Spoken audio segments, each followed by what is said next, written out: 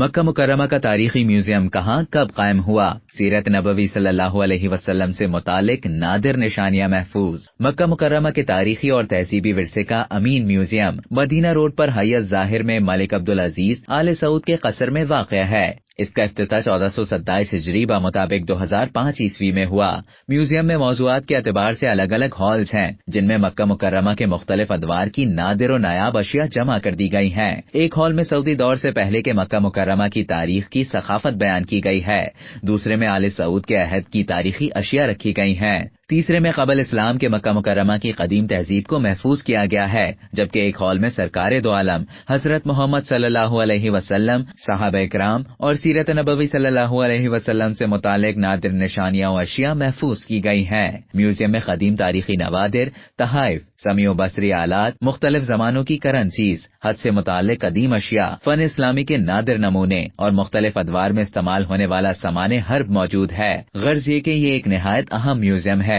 جس سے مکہ کی ماقبل تاریخ اور حالیہ دور کے موازنے میں بھی مدد مل سکتی ہے۔ اب تک کے لیے اتنا ہی۔